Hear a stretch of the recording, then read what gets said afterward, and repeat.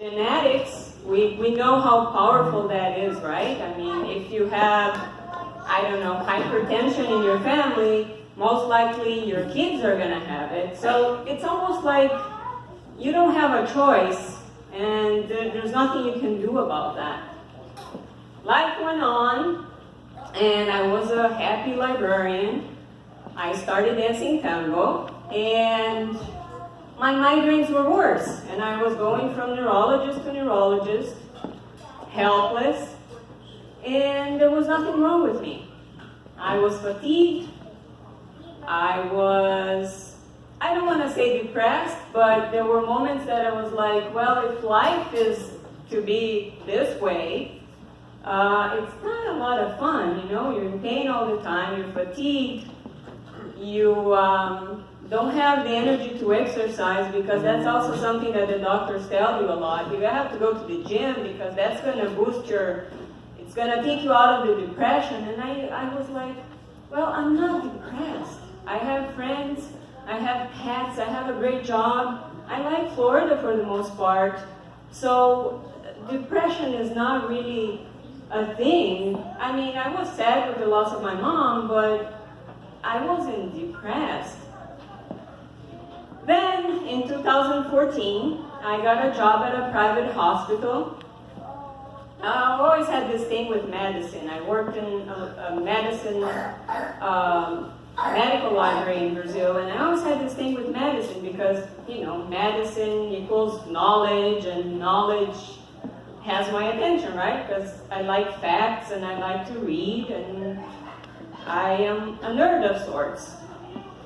So, 2014, I get a job at Aventura Hospital, a private hospital, and the job is very stressful. And then my health just declined.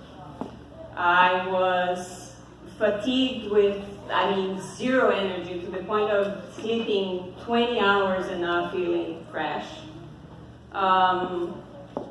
I was still dancing, I was competing, life was okay. I still went to doctors, you know, to go see a GI doctor, go see another neurologist, because the migraines were like every day, and drink Gatorade.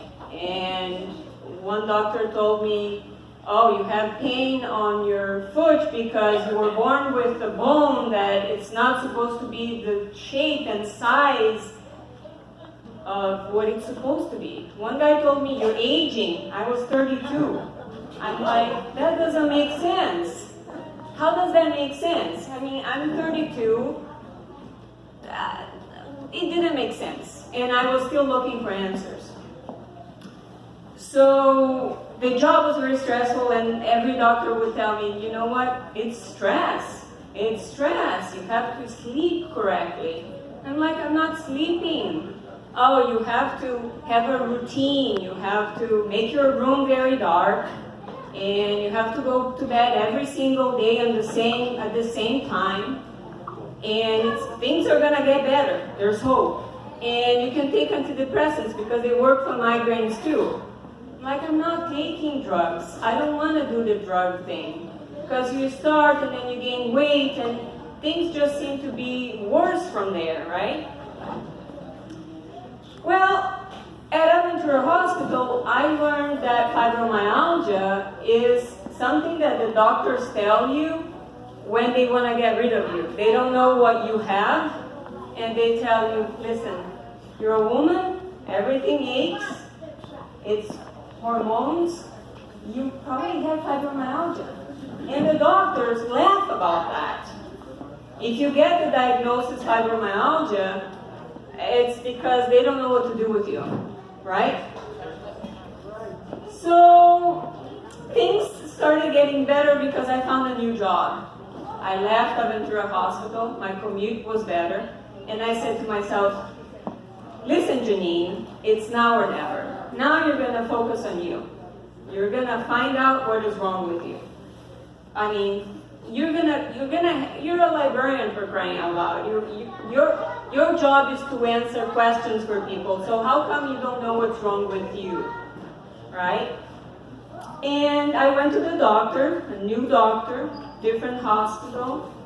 And the doctor came back with a questionnaire, and he said, listen, your lab work is normal, everything seems normal, your MRI is good, and you just probably have fibromyalgia.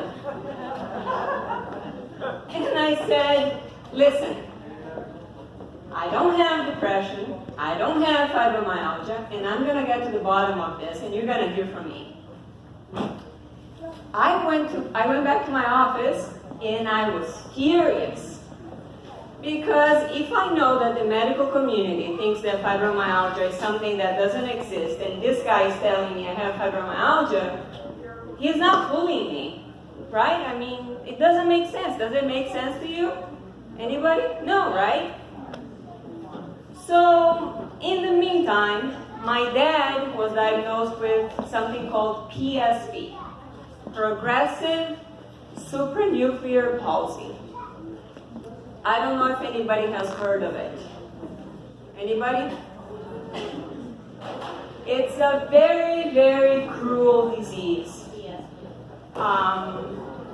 It paralyzes the body, the person cannot eat, it's progressive, it has no cure, and the person understands and remembers everything, so you can talk to the person, but they cannot walk, they cannot eat. Very sad. And I was scared that maybe the symptoms I had, again, were, genetics. Maybe I didn't have what my mom had, but maybe I have what my dad had because he passed away. So I was scared, and I decided to go to a PSP meeting, and I was again the problem child. I was like, how about metals? How about toxins? How about pollution? What could be the cause of this disease? What causes PSP? Oh, well, we don't know. But we're working with the pharmaceutical company to develop a drug so we can find a cure to PSP.